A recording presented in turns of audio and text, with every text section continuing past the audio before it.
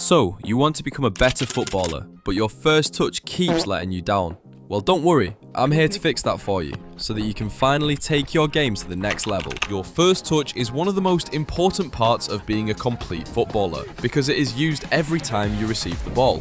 No matter what position you play, your first touch should always be your priority in improving. If you're a defender, you don't want to be conceding silly goals. If you're a midfielder, you want to keep possession, and if you're an attacker, you don't want to end up like this guy.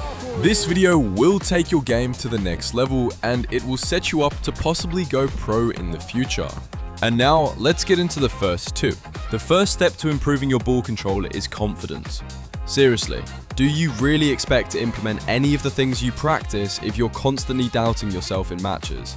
Well, the truth is that you won't. So we need to build your confidence so that you have a base to grow your skills from. To improve confidence, you first need to prove to yourself that you are who you say you are. You need to believe that all the training you've put in has helped and has worked. Confidence is built in repetition, and if you stay consistent with anything you practice, you will believe that all your hard work made you better.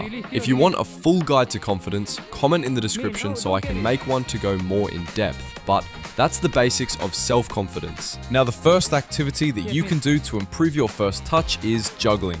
I know to a lot of you it might seem like a waste of time, but it is a necessary skill if you want to play at any decent level. When Messi was a kid, instead of spending hours on cone drills like most of you probably do, he spent his days learning to juggle better, and that led to the touch that he has today. Juggling improves your coordination with the ball, and it builds muscle memory for how heavy the ball is and how to manipulate the ball mid-air.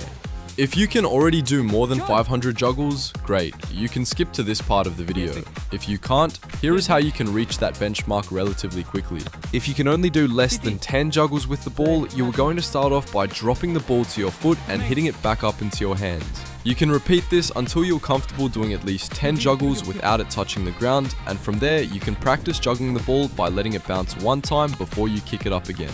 Once you're comfortable doing 30 juggles without it touching the ground, you can just start doing normal juggles to improve your touch and ability. Don't forget, this isn't going to take a couple days, weeks, or even months. It might take up to a year if you're not consistent, so you should practice juggling every single day if you can. It isn't that intense on the body, so you can do it often, and it's an easy way to improve your touch. Once you can do 500 without the ball touching the ground, you've basically maxed out the benefits you can get from regular juggling. Getting higher numbers from there is mostly just about muscle endurance. From then on, you can add variations when you juggle, like freestyle tricks, high juggling how Maradona did, or only using certain parts of your body. The second drill that you can do to improve your first touch is wall passing. All you need is a wall, a partner, or surface to pass the ball off of. You are going to pass to the wall and control the ball when it bounces back to you. You can add variations like one-touch passing or doing it at a farther distance to practice your passing accuracy as well. When doing this drill, your focus should be on making hard, accurate, and fast passes so that your body can adapt to any weird bounces that come your way. Now, the third drill to improve your first touch is very similar to the previous drill I just talked about, and the only difference is that this time you'll be adding a directional touch before you pass the ball.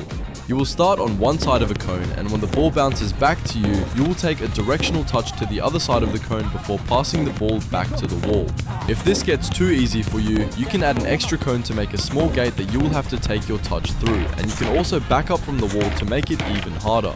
Your focus should still be on speed and intensity, but this time you have to make sure that you're connecting with the ball the right way and cushioning it when you take your touch across the cone.